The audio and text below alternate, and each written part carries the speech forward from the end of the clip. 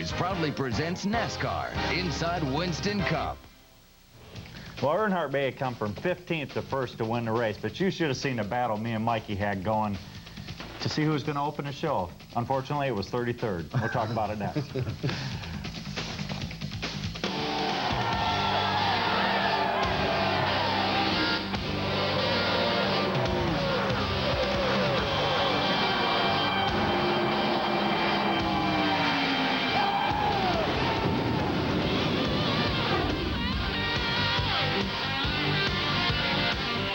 Hi, welcome to the program. Alan Bestwick here in our Charlotte studios. What looked like such a wonderful day for the expert panel went sour right at the end. We'll review that and all of the happenings of Talladega with our assembled group of drivers. We welcome to the program proudly. Assembled group of drivers. Well, I already said the expert panel thing, so I didn't want to repeat myself. He doesn't want to run it in the ground. Yeah. It's obvious that we're experts.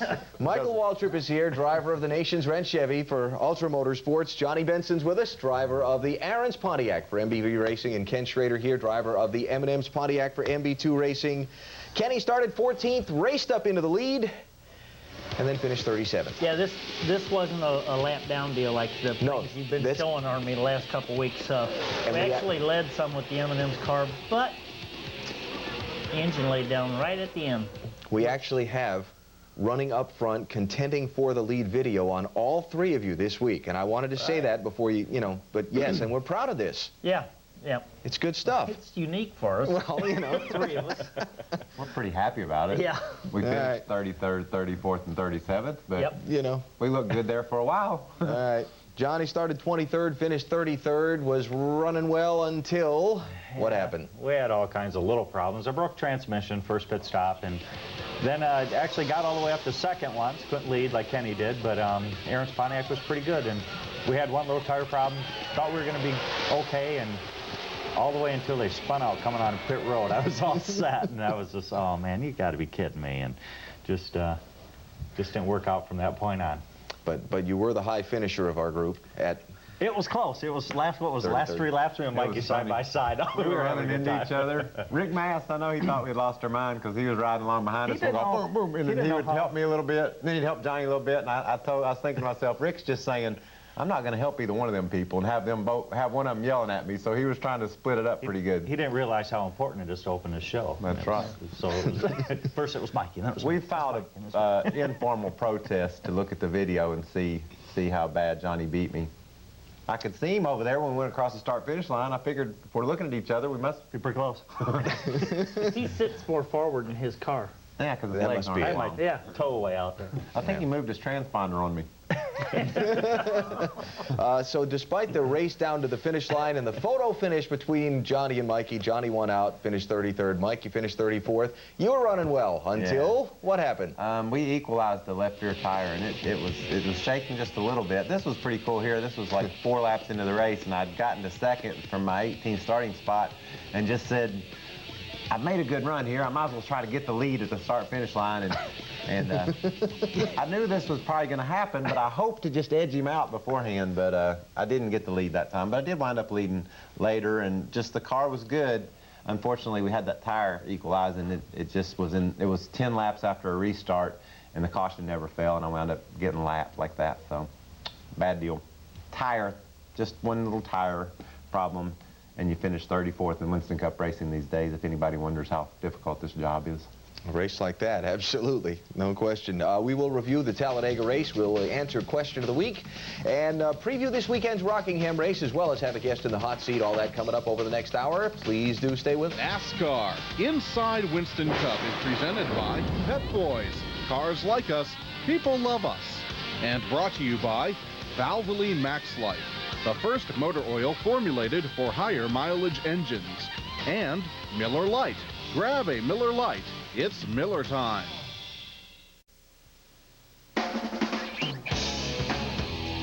Time to check some of the news headlines of the week now on NASCAR Inside Winston Cup, starting with qualifying Friday at Talladega. Joe Nemechek became the 13th different Bud Pole Award winner this season. 190.279 miles an hour was the pole-winning lap. He ran all of 62 one-thousandths of a second quicker than Bill Elliott to take the top honors.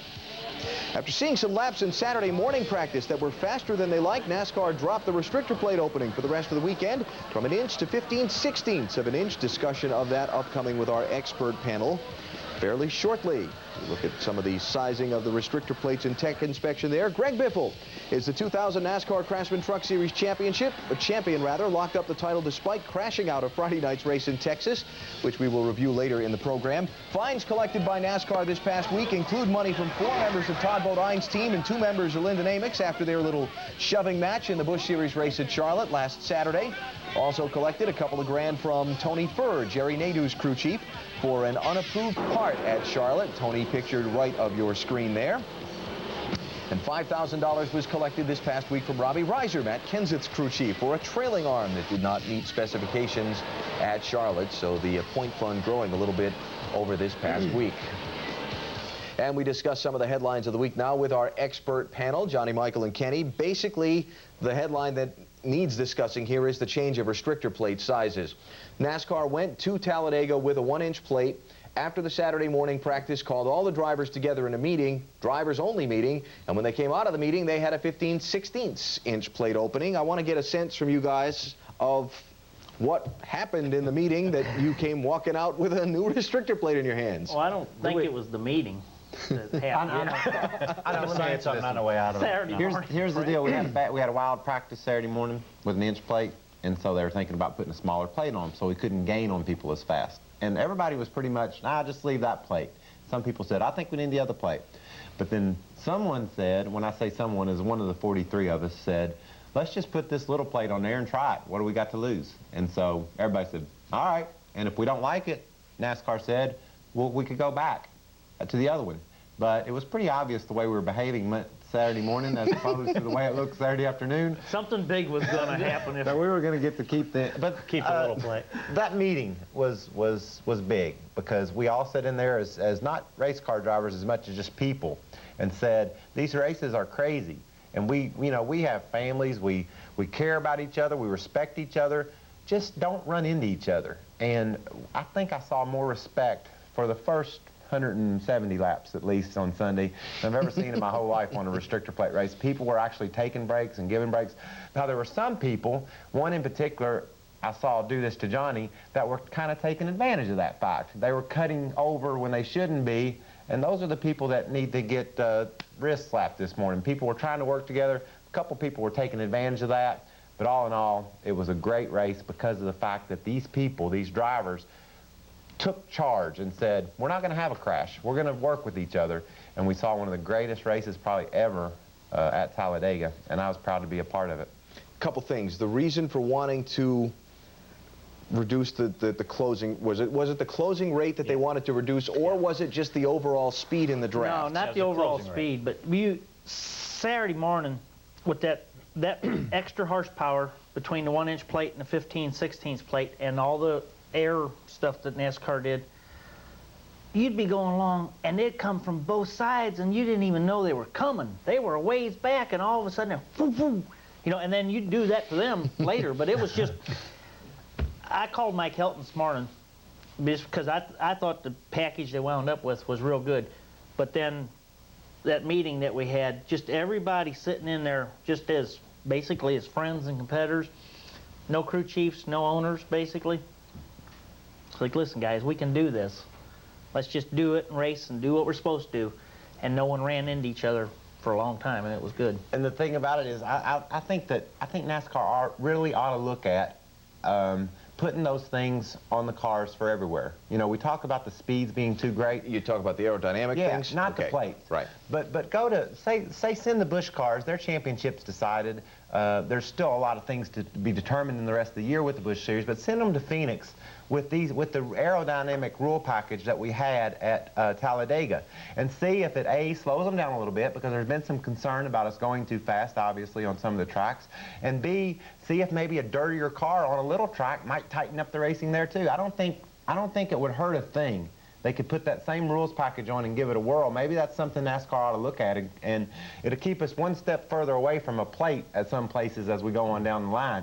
And maybe maybe you get on it now and avoid the restrictor plate as we head into the future. So maybe we found something here. I think we have. It was fun. It was good. So it was good. It was really good for Talladega. Unfortunately, the next piece of business we need to discuss is not as pleasant. As you probably know by now, driver Tony Roper was killed on Friday night during the NASCAR Craftsman Truck Series race at the Texas Motor Speedway. He died from a neck injury suffered in a very hard crash. Tony was 35 years old, and want to just take a minute and remember him. Good race driver, nice guy. Got a chance to know him some, and hard to take. I met Tony when he was about 12.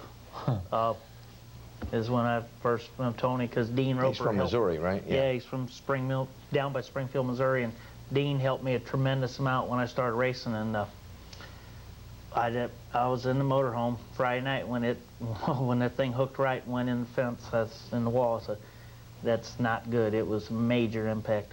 They were good kid, good family. Him and his wife Michelle, the whole family.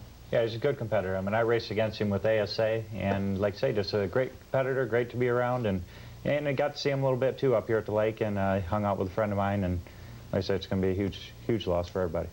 Yep. All right. Well, we'll miss Tony, and want to take a break here. We'll come back and start our review of the Talladega race in just a minute. Stay with us.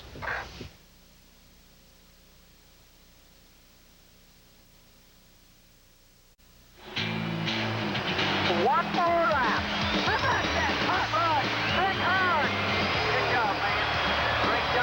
It looked incredible, I imagine, but I just was doing what comes natural to me and what I felt would work, and we just it was a lot of hard racing there about 10 to go. It was really hard racing. Everybody was going for the holes and trying to make their groove work, and one line would move, the other line would not, and then it just kept stacking up, and then finally the line would move, and you had to be in the right place at the right time. Dale Earnhardt in victory lane at Talladega on Sunday after winning the Winston 500. Welcome back. We review the event now with Johnny, Michael, and Kenny, starting with our race summary. Look at the numbers. 49 lead changes. Wow. There was only 188 laps. It was, I mean... And that's just at the start-finish line. Yeah. Imagine what that number would be if you counted it every time the lead was changed at some place on the track, because there was a lot of stuff going on. It was great. I want to just take a look at some of the early racing action video-wise, and we got a whole bunch of different topics we're going to talk about while you watch some of it. The object of the aero rule changes and plate changes were to give you more throttle response, so it'd be okay to lift off the gas if you needed, and you could still stay in there. Looked like it worked out okay from what I saw. You did a lot of lifting off the gas. I mean, a lot of lifting. You'd suck up on those guys so quick. You'd be waving your arm and quick, let the guy behind you know that you were checking up, and it was good. It was so wild, idling down into turn 3 at Talladega. Yeah. Did you really? Oh, yeah. All the way off? All the way off. Wow. Coasting for a while. Yeah, we're not talking off and back on. We're talking whoa, wave and wave. Like a Martinsville whoa? Yeah. That's what Bobby Hamilton said. He said he's going to put brake ducts on his car. Usually at Talladega, you don't think anything about the brakes. He said, I want to put some Martinsville brakes on it and some brake ducts. I want to get this thing stopped when I get a run on someone. So did you really use a lot of brake, just like what you guys call trail braking, trying to keep off of somebody, or were you going into the corner and stopping the car? There would be times you'd have to check up. But first thing you do is lift all the way off throttle and get that to roll you down, because you hate to hit the brakes. But there'd be times you come up behind somebody and there's a bunch of you coming and you're like, whoa, all the way out throttle, and you're like this, you know, like slow up, because I'm getting ready to like slow up 10, 15 mile an hour right here. Exactly. There's times where, you know, you used to, the old restrictor plate, so you leave your foot on the gas and you just ride the brakes. And all of a sudden you start trying that. Now I got to get all the way off the gas pedal and just let it coast. And there's times where you'd run in the middle of the pack that you'd run half throttle just because there's nowhere to go. If you're stuck in the middle, and you just kind of cruise around, and it's kind of like a It's game. actually good. Kind of like a game where you'd come running up on someone and you would start letting off the gas and try to get back in the gas and time it to where you don't ever lose any momentum, you know, and you just really work real hard with the throttle, seeing how close you can get to someone without having to hit the brakes, but yet letting off the gas. So there's a lot of stuff going on in the car, even though it kind of looks like we're just riding around. It didn't look like you were just riding around from where I sat. The cars looked very stable, not dancy. Agree, disagree? They were good. The cars were good. Yep. I think the 1-inch lip on the spoiler had to make, well, plus 70 degrees, and we were only 45 there before. So we went up a tremendous amount. Something I noticed here, and you tell me how much this was different, but if you watch when they came off of 4 and when they come off the tri-oval here, normally you would have used some racetrack gup, but it was like everybody was trying to stay right on the yellow line all the way around the racetrack, and that was new this weekend to me. Yeah, the bottom was a place to be most of the time, and the top wasn't, and you didn't want anybody underneath you. So they just come off and just stay right on the bottom. We saw that some in May there, too, where the bottom was the deal. But if you notice, I started 18th, and when they said go, went straight to the bottom and got all the way to, almost led the race, but got all the way to second just doing that. That shows you that everybody's kind of used to doing, like you say, Alan, coming off the corner and going up. Yeah. But the people that dedicated themselves to the bottom blew right up through there, and it doesn't take people long to figure out what's going on. Hey, they're making time on the bottom. Let's get to the bottom. And it's kind of wild to watch all those cars running around on that yellow line. In the 3 wide deal, usually the top and the bottom would always win out, and the middle, you might make a run, and you'd really get that run with the old type racing, and then you'd have to disperse in or out, you know, and get in one of those lanes, because the middle would never make it. Well, the outside one was the one that wouldn't make it this time. Right. You know, the middle one, you hung right on the quarter panel of them guys and tried to suck up off them. Race ran caution-free until just past halfway. That meant green flag pit stops, and another benefit, my opinion, of the new aero package. Usually a set of green flag pit stops will spread the field out a bunch, but after this set of stops, everybody came right back out together.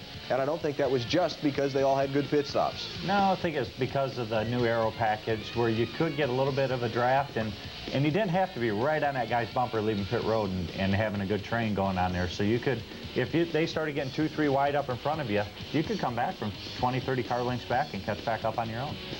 This racing, you know, as you see Bobby Labonte's crew, we all know how fast those cats are. They get this job done in a hurry. He kind of hung around in the back to this point, but he kind of makes a move after the first pit stop toward the front of the pack. But this racing, if you'll understand it, what we're saying, what you saw yesterday is as good as we think it can get with the rules that we have to run. You know, we have to keep these cars under 200 miles an hour. And driving around Talladega under 200 miles an hour by yourself is easy. You can do it very easily. So maybe it's not perfect. You know, maybe you don't see tons of slingshots and guys, you know, maybe you don't see everything you hope to see. But as a fan and as a competitor, it was as good as we think we can make it. It was better than what we've had before. And I don't see how I can get much better than that because of the stability of the car and the speeds we're running and the fact that you saw 49 different lead changes during the course of the race. I got something I want to come back to and follow up on that toward the end. First, I want to move on to a couple other things. Jeff Burton, championship contender, second in points on that set of green flag pit stops, has a problem. This is Burton coming down pit lane. Oh, no, it's not. It's Elliott Sadler. And Burton's going to get a 15-second penalty because the crew went over the wall too soon, mistaking the wrong car. Wow. 2 Sitco cars in the race now. And that cost him a lap. Do something about that. Yeah, that cost him a lap. But he was real fortunate on a later exchange of pit stops and hadn't pitted when the leaders all pitted and got it back. Yeah. So, but I saw him lose that lap, or I watched the race last night, but I didn't realize the other Sitco cars in front of him, and the guy probably saw that hood coming and jumped. Yeah. So. You're only allowed to go over the wall when the car's 1 pit away from your box. When the first car was 1 pit away from his box, the Jackman went. Did he get back over the wall, or? Well, he went back to the wall, but he was over the wall. Too late. They called the penalty. Penalty flags out. 15-second penalty. So that set Jeff Burton back, and he would not finish well. I want to go and talk about the high line for a minute. You were talking about that a second ago, Kenny. First 60, 70 laps of the race, nobody went anywhere on the high line. Then you, around lap 80, got a run up on the high side, and it looked like the whole lane followed you there. It just started going. Yeah, I kind of committed to the top at the start, thinking if they wrecked early, I could maybe get through, you know, and just kind of rode there for a while, and you know, just kind of, you could tell real quick you didn't have to worry about getting back up there. You were going to be able to do something. But all of a sudden, we got a run. Jerry Nadeau helped us there, and the high line went for a while, but it's still, I mean, there was times you could use it, but it wasn't the preferred line. You went all the way to the front here. Yeah, but it still wasn't the preferred line. You could see him dipping there, too. He's wanting to get down and use his bottom as a way to get there. I'll tell you what. There he goes right to the bottom. Yesterday was interesting when, you know, you're just riding along and people are jammed up everywhere. And I said, okay, we're going to pit in 3 laps. It's like, ooh. Yeah, did you get to the bottom? I don't have a turn signal. Yeah. You know? Excuse me, guys. You know? That would actually become a problem. that we will see illustrated fairly shortly after we take a break here on NASCAR Inside Winston Cup. It's time. Oh, Thursday night. Thank you. Got to tune in. What's the name of that other show? This Week in NASCAR. This Week in NASCAR. Our guest this week, Alan's guest, because it's his show, is Greg Biffle. So call in with any questions. And 704. The ratings are slooping on it, dropping on that show. Yeah. A bit, so. Try to tune in and help him out if you can. He wants to keep that Thursday gig if he can. We'll come back.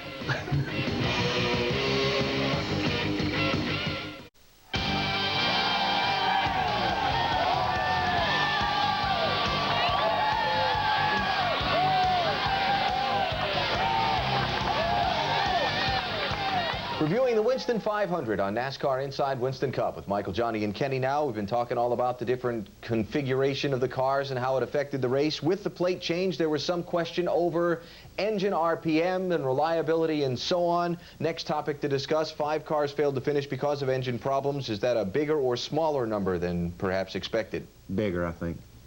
But not because of the plate change. No, so I don't know if the gas pedal is probably going to cause more problems than anything, but it's still just... Plus, maybe a little bit more RPM could have had something to do with it. Those things are real sensitive, those engines, and perhaps you're turning 770, 200 now, where you've been turning 66 or 68. So I don't think we...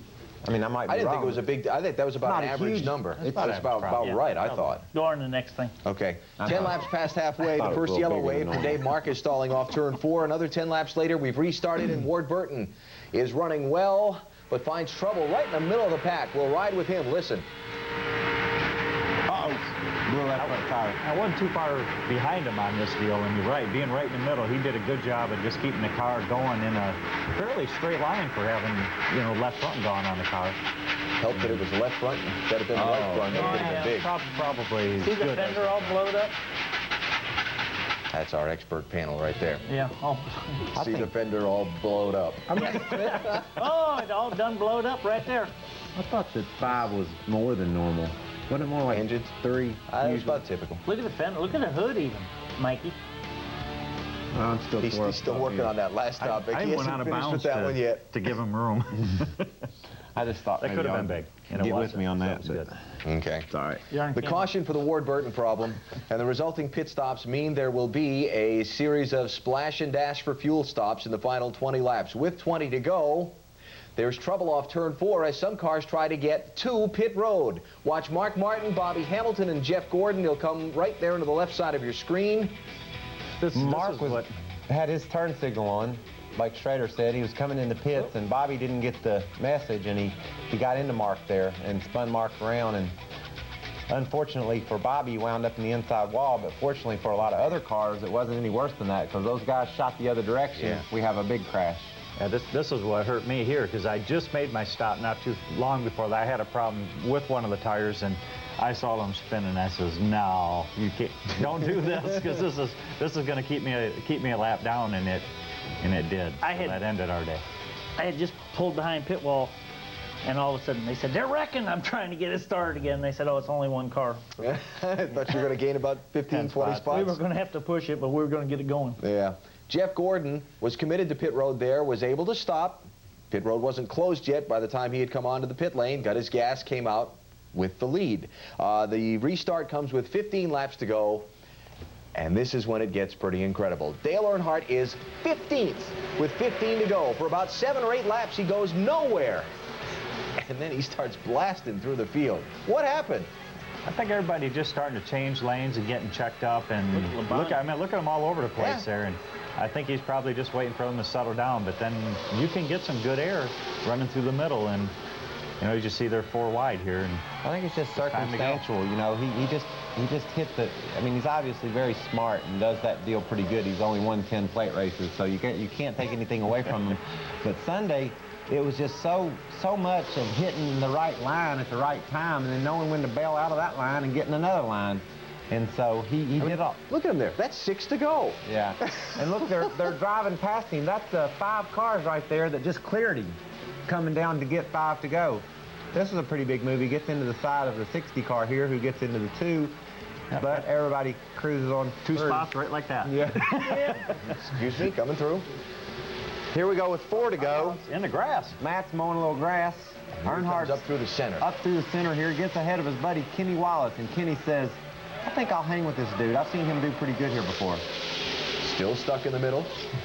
This is big right now. That's what gave him the shot, I thought. When they started checking up in front of him and got 4 wide. Yeah, once you get 4 wide, it's not that they're checking up, but going down into turn 1 that way is just not the best deal. This is the biggest thing yet. He's on the outside, as you can see, and he's passing people. We didn't see that all day long. Dale Jr. gets a little crazy there, and look, watch where he winds up as he gets down to turn 1 here. There's not a racetrack over there.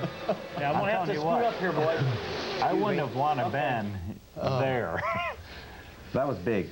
That was, could have been a lot bigger. Somebody said he was on the apron. I didn't realize. I was thinking he was 2 on wheels. The apron. No. That was big. I was watching him saying, okay, he can't run. I mean, smart move. He's going to try and stay out of the traffic, but he can't keep that thing on the apron at that speed in turn 1. He'll spin, but he just kind of, okay, coming up. Excuse me. Well, I think everybody knew he was coming up. Yeah, he was coming up, either gracefully or not so gracefully, but he was coming up. He knew he wasn't making the corner on the flat. Yeah, and everybody else did. Okay, in hindsight, how do we feel about the package we just saw? And more importantly, the whole design for this thing was about Daytona. Everybody said right from the start, this wasn't so much about Talladega as it was about Daytona. So let's address that too. We don't know what it's going to do at Daytona yet. We know what it's going to do at Talladega, and I think it was great for there. So now we got to go down there and go through the package again. I think it'll be good. I think it's a step in the right direction for Daytona. It'll just make the racing more exciting there, and that's quite frankly what everyone wanted after the Daytona 500. We had a pretty good race there in July, but we're going to add to it with these new rules. And I think they'll take this package basically, and they'll tweak it over the next few months. But we'll show up at Daytona a whole lot like we left Talladega yesterday. We had a extremely good race yesterday, and we didn't have a big crash. And the reason we didn't have a big crash wasn't because of this restrictor plate and this air deal. It's just because everybody decided not to crash for some reason. But I think this was by far the best package we've had. Agree with that. And NASCAR's biggest step toward making that race safer on Sunday was a meeting they called with the drivers on Saturday to set them down and say, look, fellas, it's all bad. You know, you talk about how crazy this is. It's in your hands. Control it. You know, don't wreck each other. And it was a nice little chat we had, and was real proud of Mike Helton for throwing it together and getting us together and listening to our opinions, and it made for a good race on Sunday. And I think it made everybody more comfortable when they got in the car on Sunday because they felt like people were going to truly respect each other on the track, and I think that's what you saw. Finishing order from the Winston 500 on Sunday, Dale Earnhardt's 10th victory at Talladega. Kenny Wallace equaling his career best finish with a second-place run. And this is just sort of how they ended up. I mean, there were 26 of them in a big pack coming to the finish line. Yeah, some of them just made it across the finish line and then wrecked. We didn't show that clip. We had that, but we didn't show it. Well, that wasn't too bad of a wreck, even though after the race. Could have been a lot worse. There's Michael Waltrip and Darrell Waltrip finishing way in the back. That's no good. Now, Bobby Labonte wound up 12th, kind of got shuffled back a couple spots with that Dale Jr. squeeze up into traffic we saw. So Dale Earnhardt moving back into second is now 210 points behind Bobby with 4 races to go. That is not out of the question. One race can swing 130 or 40 points, so don't think it's over. 151, that's the maximum, actually. Yeah, see there? Probably won't, but it could. Just stay tuned. We'll come back and give you more details right after this message from somebody.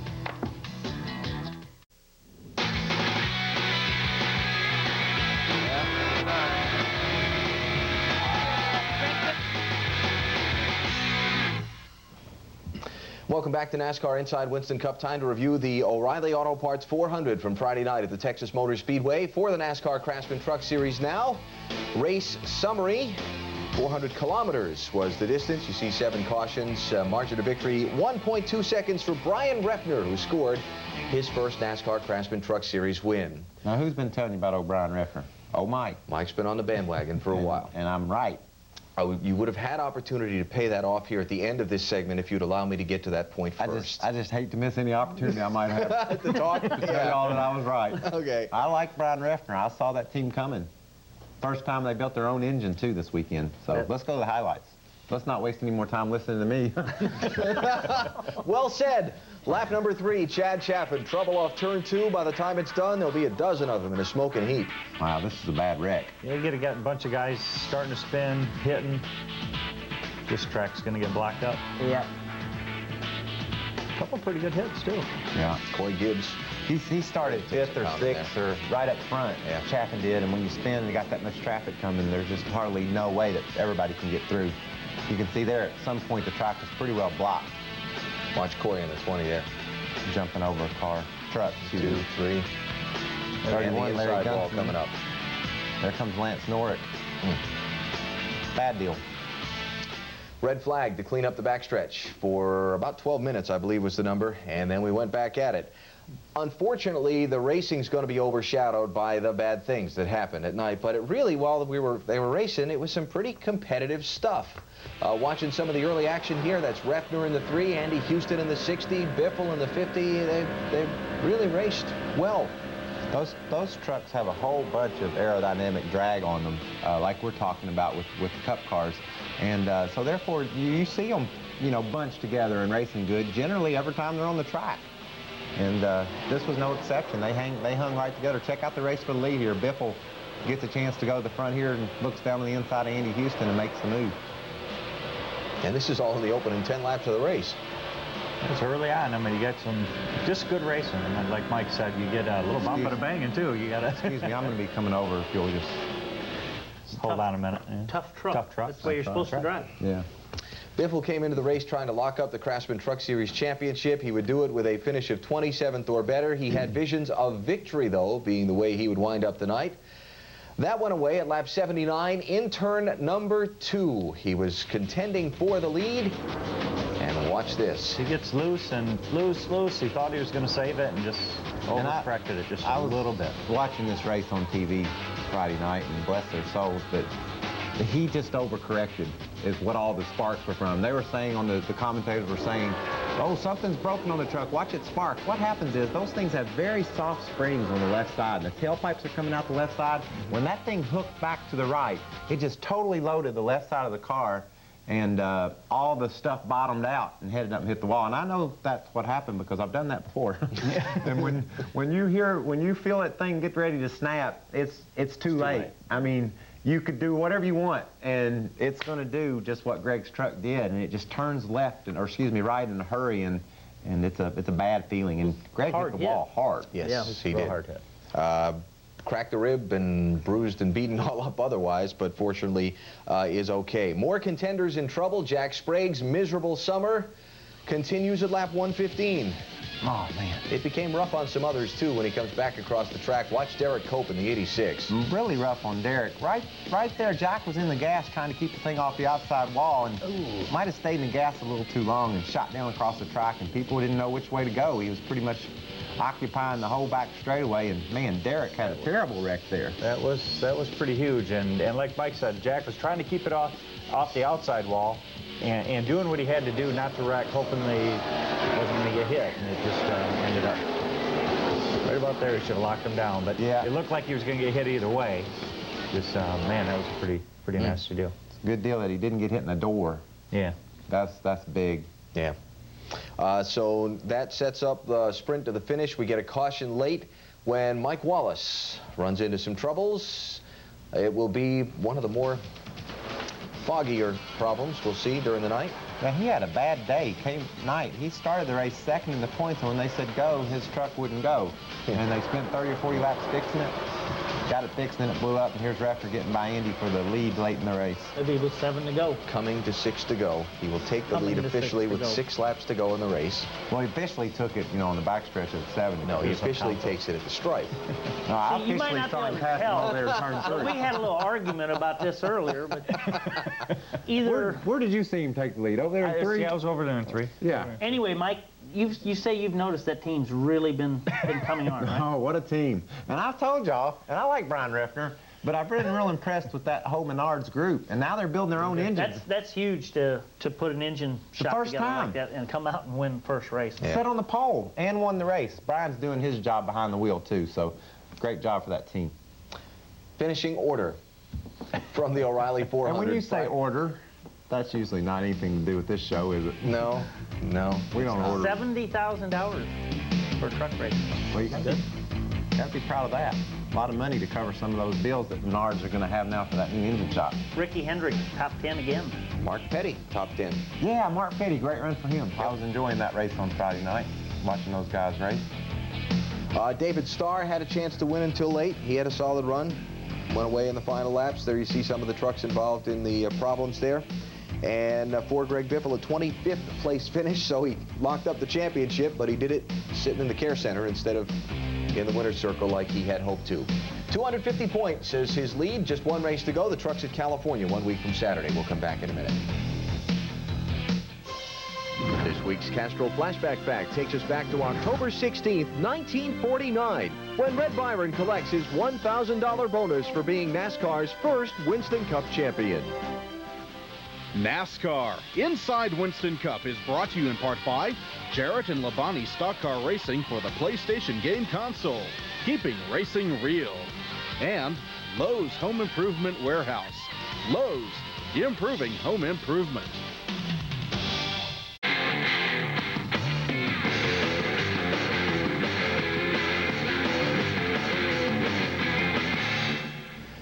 And now another high point in our 5-year adventure of NASCAR Inside Winston Cup. It's time for the hot seat. They didn't show. And our guest hasn't shown up. They blew us off. You'll have that. That happens in that's a big-time first. television. Yeah. That's a yeah. Well, what does that have to do with this show? I think maybe we haven't been hard enough on the hot seat guest apparently. Been too nice. We had a great hot seat we got about guest. 3 minutes, so what do you want to talk about? We had a great hot seat guest last week. I've read that book now. Bill, that's a very entertaining piece of literature. Yeah. And so I encourage all the fans to read up on Bill Simpson. He's a real piece of work, wouldn't you say? That is a very good book. And I can promise you he's at Kelly's Pub right now watching it. So, on behalf of Bill Simpson, he's authorized to tell everyone at Kelly's Pub, this round's on Bill. There you go. That's a good thing. I tell you, now that we got a little time, of course, I have something to say. Everybody keeps asking me, they're really concerned about this show for 2001. Are you doing your show? Did you tell them we were concerned too? I told them we were going to do it. And I feel comfortable that we're going to do it, and we're going to keep the same format. And I just wanted to let the viewers know that if you have any concerns about whether it's going to be on or not, just log on to www.speedvision.com and ask your questions. And that way, I think the more support that you show and tell the people from Speedvision you want to see it, maybe then that'll set the ball in motion, I guess, and let all the people know that unlike the Thursday show, this time is pretty popular. Yeah, and I mean, let me tell you what. I mean, we get paid just a little bit to do this, and when you run 33rd, 34th, and 37th in them cup races, we need this job. Please do log on. You know. They do. They do. We still have that option to come. This is a serious deal for you, right? I mean, this is like really important to you? This is like my professional reputation and my job, and you know, you all come here every Monday to fool around. You really screwed up. Oh yeah, okay. Oh yeah, this is. Go right in, all right. Yeah. Now, do you want to? My question to the viewers are: do you want to see some more of that next year? We can give you about whatever you want. Just tell us what you want. I'm thinking you need to log on, let everybody know that this is something you enjoy watching, and even if you don't. Yeah, make it up on our behalf, because as you can tell, we need the work. Okay.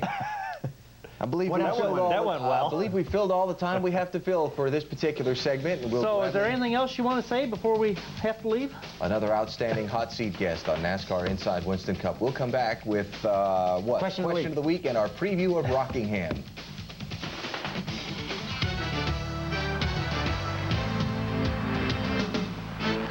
This week's Pep Boys Tip of the Week. If you end up stranded by the road, make yourself visible to oncoming traffic. Hazard lights don't always offer enough visibility. Use road flares and reflective triangles in addition.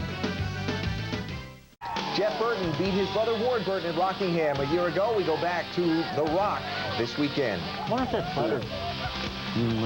For the Pop Secret 400. It's buttered, probably. Okay, just wondered. It'd be kind of messy. By the time you throw the Gatorade around the car and all the rest of that, does it make a difference?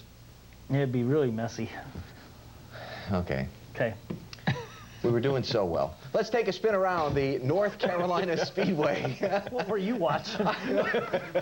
Come off turn 4 here.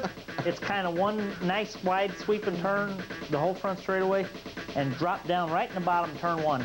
You want to be close to the bottom, and coming off turn 2, just touch the apron there and straight out. And I'll tell you what, you come up to that wall pretty quick.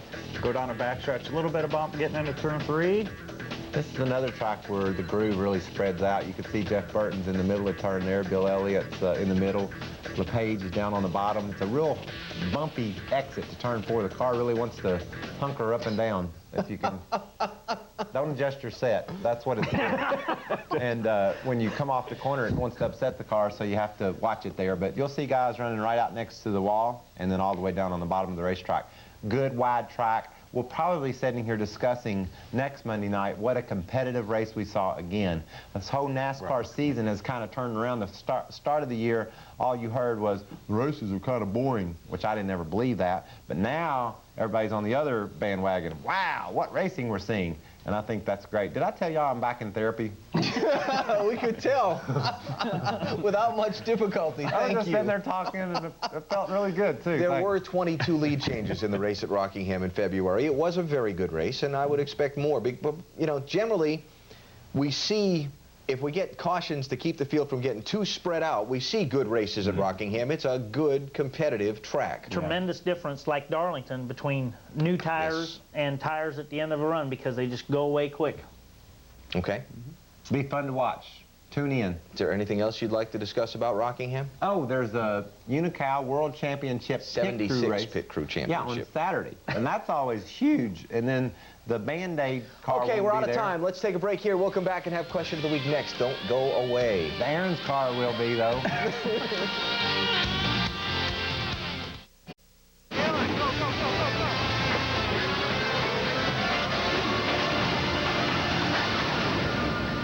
It is time now for Question of the Week, where we put your topics to our expert panel and see if they can come up with the correct answer. This week's Question of the Week comes from Rob Bettina of Reynoldsburg, Ohio, who wants to know, when a team or driver is fined by NASCAR for rules violations, where does the money go? I know.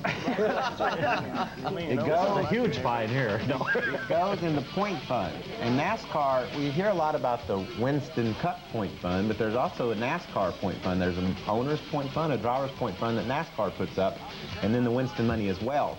So there's Mr. France. And so, therefore, that's where that money goes. And normally, about this time of year, I'm excited when people get fined because that means more money for me. The only problem is, when you're not in the top 20 in points, it doesn't mean crap. So, I'm not going to get any of it. So maybe they'll give you a bag of those pennies. I think that's what Rusty had that one fine he wasn't happy about. He paid the fine in pennies to Mr. France. And Mr. France acted like he thought that was funny. Yeah. I don't think he really thought I don't think he thought it was at all. No. He does have a good sense of humor. Would you hold the record for this panel for your $10,000 fine? For personally? Yeah, punching. Lake Speed years back? Yeah, that was a $5,000 fine. $5,000 for hitting Lake's helmet. Twice. Okay, that's come out 10,000. Yeah. That's still 10,000. Hey, I'm not proud of that. But tell the story real quick about in the trailer. See, I hit him, and I didn't want to hurt Lake. If I wanted to hurt Lake, I'd have wrecked him. And I just wanted to explain to him I was upset. And so I explained to him by hitting his helmet. And on the way back to the trailer, I'm mad. I'm saying, I can't believe you almost wrecked me. And one of them's got me by the arm. They're taking me to the trailer. And I get there, and I sit down, and I look up, and there's Mr. France, there's Mike Kelton, there's Gary Nelson. And I'm going, I might be in some trouble here. That's when he first realized. I didn't know I was going to be in trouble, but as a matter of fact, I was in trouble. But you kids watching at home, that is not a way to handle your problems. But you kids watching on Sunday that race with me, wrecking someone isn't either. That's right. It goes into the point fund. Yeah. Is the answer. Oh, that's the question. We'll come back after this. If you have a question for our drivers, mail it to Question of the Week. Post Office Box 240417, Charlotte, North Carolina 28224. Or email us at speedvision.com. Here's the calendar for the weekend. Jerry Marquis won the Modified Championship, Kenny. Okay.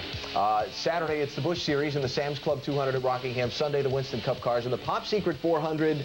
Thursday night, Greg Biffle, the NASCAR Craftsman Truck Series champion, is my guest on This Week in NASCAR. And next Monday night, if this hasn't fixed their desire to repeat this show again. Did Teddy Christopher... We'll do it again here on NASCAR Inside Winston Cup. Yeah, did Teddy get rid of Ruggiero? I don't know. All I saw were the results sheet on the facts. I don't know what the story of the day was. Was Teddy up here and Reggie down here? My dad went. I'm sure I'll talk to him after this show. He'll call to make sure I've still got a job. That's a great... I'll find out the story. That was a great story in the modified points championship battle. The driver of the owner's old car and the owner of the driver's new car were battling for the championship. Teddy Christopher is going to drive my little Chevrolet at Memphis. Going somewhere with us, right? Yeah. Memphis is in 2 weeks, but that's okay. Memphis. Teddy, it's 2 weeks. Don't go. Told you this weekend. Next weekend. Hope he ain't doing nothing. He'll be all by himself if he goes to Memphis this week. Is this our last segment? We should end on a little higher note than we are right now. Club Thursday. I always wonder with this show if it is our last segment or not. Just tune in Thursday. It's going to be a great show. I hope so. We'll see you next week. Goodbye. NASCAR Inside Winston Cup has been presented by Pep Boys. Cars like us, people love us. And brought to you by the new Motel 6.